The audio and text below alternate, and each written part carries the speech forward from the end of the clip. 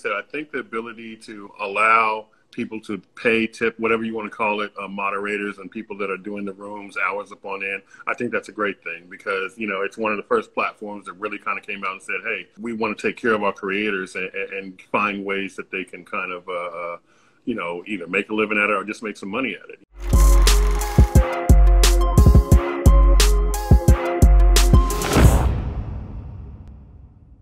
So Tone, so first of all, I want to explain to everybody why you introduced me to Clubhouse, and I had gotten introduced to Clubhouse probably about 20 times before that, but you have to go on through somebody who sends you something. And I've said it many times before, you the one who put me on the Instagram.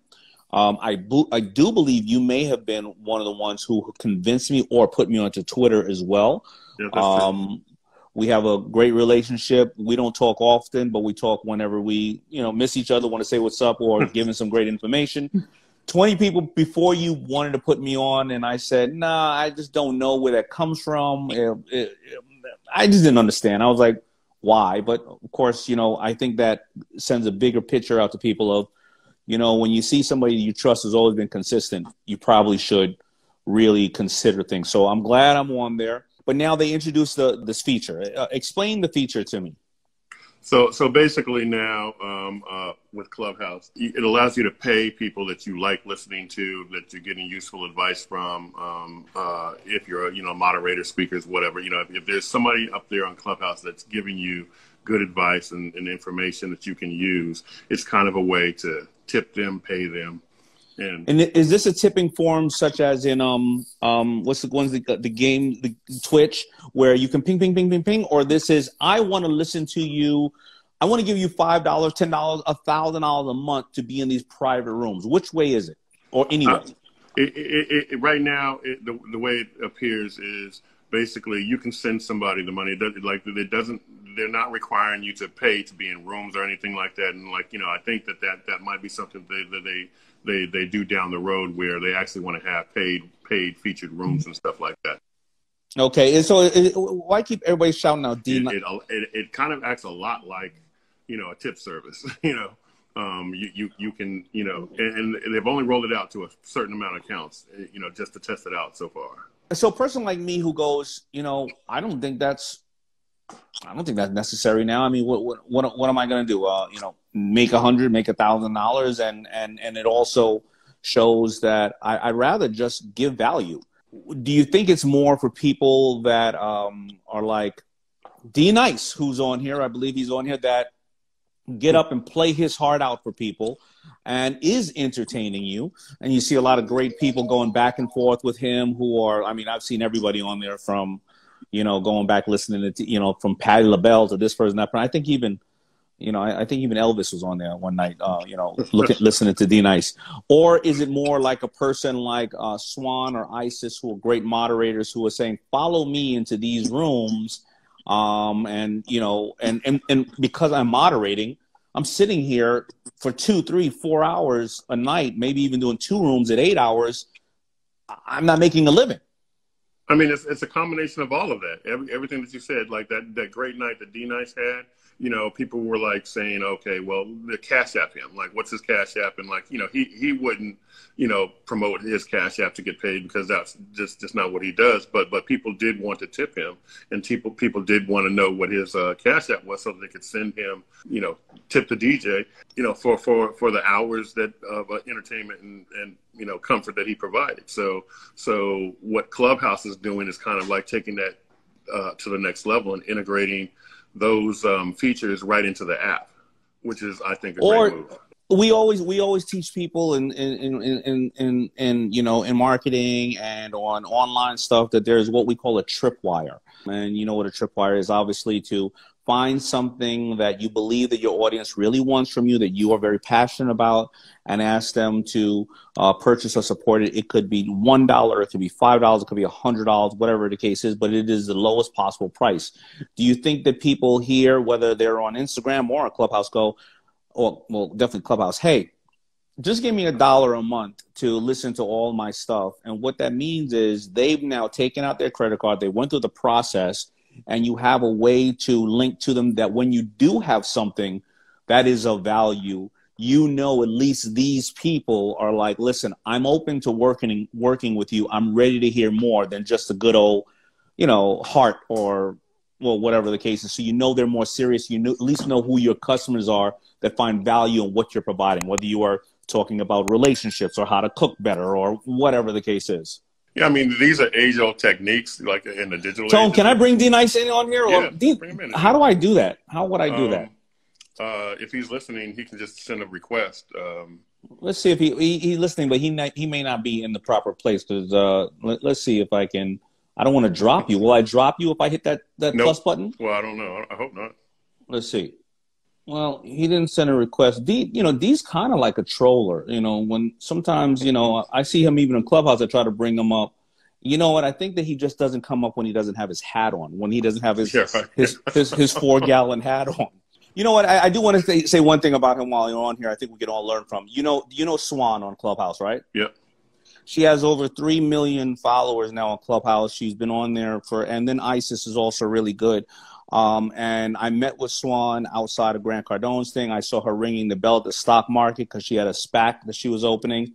I saw her on Lauren Whittinger's boat. I saw her all over the place. All of a sudden, in like a month and a half, she became really, really well known to a lot of people when we generally didn't know her unless you were into digital marketing or she worked at other places.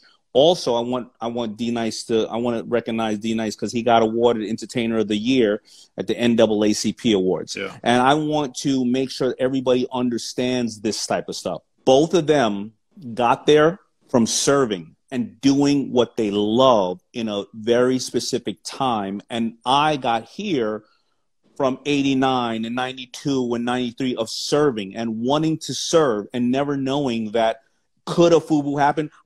A Shark Tank definitely wasn't going to happen. And me being as dyslexic as they get, best-selling author never was going to happen. But if you look at that, I remember when we first got into the pandemic and you were telling me and a lot of people telling me, yo, go check out D Nice, he's spinning. And I saw that people were sending him food, you know, other people that know him because they realized he was on for 8 and 10 and 12 hours in his apartment by himself just spinning music. Now, Swan was on just moderating. Period. Nothing wrong with just, but anybody can moderate, and there's a lot of people who believe they can spin records. Yes. Why would this man all of a sudden be recognized from the NAACP and many of us as the Entertainer of the Year, beating out traditional music artists, young music artists who are out there, you know, talking to the boobity boo, F yo mama, F yo this and that. I mean, I think that's what people really love, right? The F yo mama, F yo this, that stuff. They beat out the F yo mama stuff from serving. No, absolutely. I mean, but you have to think about it. Like, I mean, you know, one of the things that you can consider is, of course, the comfort factor that he provided during a very tough time for a lot of people, you know, and entertainment is a way of escaping, and so is, you know, music. You know, music is an escape, but like, you know, the other difference is, you know, he's in your home every couple of days during a crisis, you know, during a time where people are very unsure and need, you know, some type of alternate form of entertainment. So you can watch a movie, but you watch it once and you're done with it, you know. When you serve, man, and you don't know where it's going to take you, and if it comes from a great place in your heart, like there's so many people on here. Like I see Danny from Miami who serves, a lot of people, you know, out there in need. I see so many people, Ginger. When you serve and it comes from such a great place in your heart, you don't know what you're going to be. I remember hearing the story of Khaled when he was like, man, this Snapchat thing, I just kept talking to myself in the mirror, another one. And, you know, bought whatever, prayer up or whatever. And he said, I went to the mall and I see all these people. I'm in the Apple store and they're all outside. And I thought Bieber was in the Apple store or something like that. And he said, I came outside. All those kids were there for me. Because because as crazy as Khaled is, he's doing that. So people need to learn that, you know, this always goes back to when you're trying to make money off of something and something alone, and the purpose is you're only out there to make money. I haven't seen many people end up in a good place where they either end up in the wrong place, or when they make the money because they were so miserable, they blow it. Now, don't get me wrong. If you are a broker or you're somebody in that venture area and you love the kill, you love the transaction, you love the hunt, and you will hunt 1,000,000 times, even if you lose 99% of the time. And at the end of the day, the reward for hunt is the money, but it really was how you played your chess. that's a whole different way. But it's still, the end of the day, the money wasn't the reward. It was the hunt and the kill and the serving your clients, hopefully. You know what I mean? Mm-hmm. Yeah, I've heard, you know, like if you chase money, it'll run from you and it'll elude you. You know what I'm saying? It'll always elude you. Chase your passion, and then the money will come. You know? Yeah, that's the way I look at it. All right. Well, I appreciate you, Tony. So what do you think, if right now you were giving advice to people, because I truly respect you when it comes to this digital space. You're one of the superheroes behind the scenes who understand, you know, algorithms, where things are going, why people are doing things and why they're not. If somebody's right now thinking about joining Clubhouse, or they're thinking about how they're going to, should they try to monetize it? Do you have any words of advice? Because I know I'm just throwing it out to you, but you know, you may have some thoughts. No, I think that, like I said, I think the ability to allow people to pay, tip, whatever you want to call it, moderators and people that are doing the rooms hours upon end, I think that's a great thing, because, you know, it's one of the first platforms that really kind of came out and said, hey, you know, we want to take care of our creators and find ways that they can kind of, you know, either make a living at it or just make some money at it. You know, I think that, you know, that was a very smart move on their part, and you know, it kind of speaks to their pulse on the community. If you're just getting into Clubhouse, if you don't know what Clubhouse is, I would probably suggest that you kind of, like, you know, if you get an invite and you get on the platform, just be a fly on the wall for the first week. Listen, understand how the platform works, and like when I first got on, I was just a fly on the wall listening to conversations, and there's a lot of interesting conversations and a lot of interesting connections on the platform. I just went into some random room the other day and met a singer from Germany, a creator from South Africa. You know, we're just all in the room, and it didn't have a crazy title or anything. I just popped in and just wanted to see what was going on. But it fosters, there's also a lot of garbage on there too, though. There's a lot of people trying to sneak, trying to sell you some crazy stuff too. You know.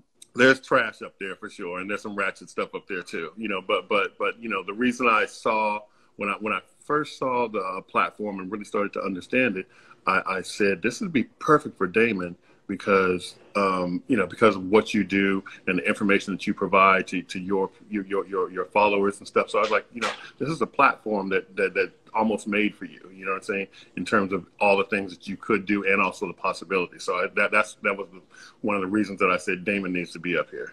Yeah, you know what, and I gotta tell you, so why do I do it? So Instagram gives us only an hour, and Instagram is just you and I speaking, and we can't bring a lot of people up. Also, you know, everybody knows me from the guy on Shark Tank sitting in the suit and everything else, and I generally only speak in those areas of business, but life and wealth, spiritual wealth, and whatever cases come from so many other things. You know, if you are miserable in your life and you don't have a great relationship, or you have a toxic relationship, or you have no mentors, you have no guidance, if your health is really bad. And as I was just talking to a friend of ours, this is the fifth kid. Her child is 10, and his fifth kid this year, we heard, with type 1 diabetes. And so many unhealthy things going on because our kids are home. They have no place to run and exercise. We obviously are feeding them a bunch of crap all the time, as well as you want to be. If we can't talk about those topics, and I can't talk about those topics, from relationship to interracial marriage and having kids and you know, how to take care of your parents, if I can't give people that knowledge, and we don't have time on Shark Tank to do all that, right? Mm-hmm. Then I can't help people be the better person that they can be, you know, in life. So I use Clubhouse to teach that. And I also then see, in a selfish way, what are more questions that people need to know, so that I can know the topics on what my next book should be on things that I did not ever answer. Or, you know, if I have a podcast, what are the things that are clickbait, argument's sake, right? And, you know, I find other things because I realize also, I do a topic on Clubhouse where it's like all the things you're too intimidated to ask. And what I find is a lot of people, you know, they've been in the room and they'll hear you and me talking, and you and I, talking, or you and me. See, I'm dyslexic, goes back and forth, whatever I'm feeling that day. But if you and I were talking finance and we happen to be at a dinner, if people want to, and I know you want to be shy, a lot of people want to be very private. But have you ever been at a dinner or someplace out with a group of people and they're talking about something, casually saying something like, well, what's your EBITDA, or, you know, crowdfunding? Did you really start that up? Is it bootstrapped, or, you know, what's your interest rate? And everybody's laughing at the table. You don't want to ask and say that you don't know what they're talking about, you know, at the table. And every one of us has been there, whether I'm talking, I've been there and I still go there in finance because sometimes I'm talking to some really brainy finance people or a tech person, whatever. But the question is, if you don't, the thing is that, okay, if I don't want to talk about technology so much, then maybe I'm not in the tech space. If I don't want to talk about this so much, then maybe I'm not there. But if I get intimidated to ask the simple financial questions, well, then maybe I'm not going to run my finances at home or at work or my business or with my kid's school or with my savings for retirement. Those are really important questions. So I love doing the room. Ask the simple things that you're too embarrassed to ask. You know what I mean? And it works.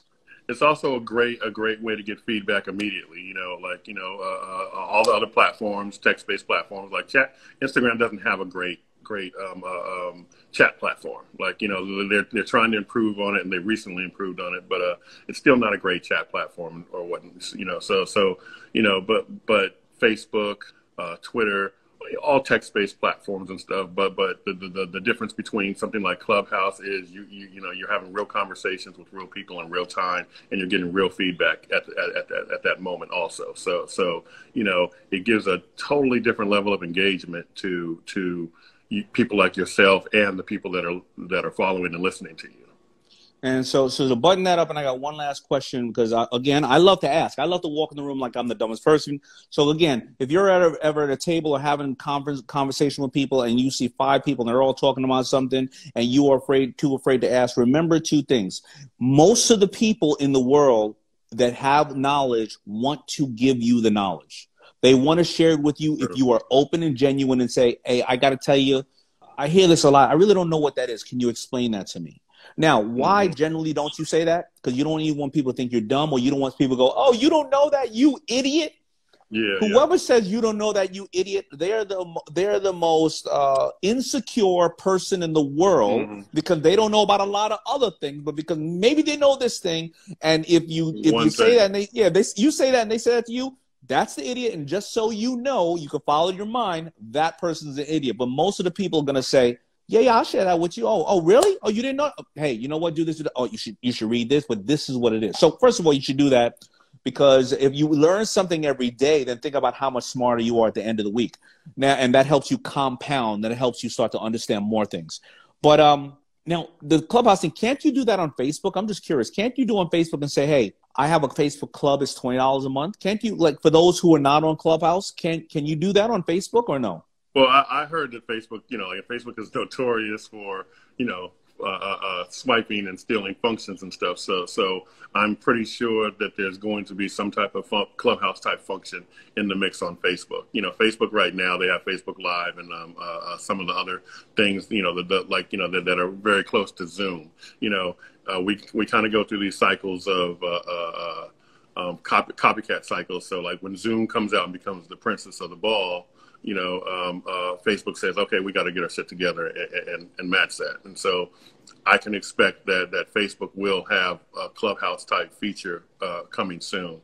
But, you know, the good thing about Clubhouse also is, you know, you don't have to be camera ready. You know, it's all audio based. So that's true. So you know, you don't catch somebody, you know, off guard. And yeah, because at night when I be on Clubhouse, none of this is colored. None of it. These is all chapped up. You know what I'm saying? Yeah. So I mean, but that's also part of the appeal for the platform. I got the messed up background, the baby running around. A lot of people think that I just wake up and just be like ready to go all the time. So anyway, well, you know. Yeah, you're DAYMOND John. So yeah, right. Yeah, right. Perception is reality. Anyway, all right, Tone, man, I really appreciate you. I really appreciate you giving my people some knowledge. I know we were all over the place with today's Power Shift Your Week. I didn't plan on bringing you on, and I appreciate you taking the time. And hopefully people learn one little thing. And you know what? If you're not on Clubhouse, try getting on it. And when Facebook or Twitch or any of your or whatever platforms turn on those same activities, you were watching it already for a while on another platform and say, hey, here's how I'm going to use it here. Absolutely, absolutely. I'm interested to really kind of see if this monetization of Clubhouse changes the flow of information, because Clubhouse has been a very open platform where people are very open and honest to sharing stuff, like coming out the box. So now that people can make money off of it or get paid, does that change the dynamics of how people share their information? It's going to be interesting to see what happens. So I always say you should never stop trying to learn new things. So I hope you learned something new from that video. Now, if you're ready to level up and hear from business experts every week, give this video a like, hit the subscribe button, and I will see you soon.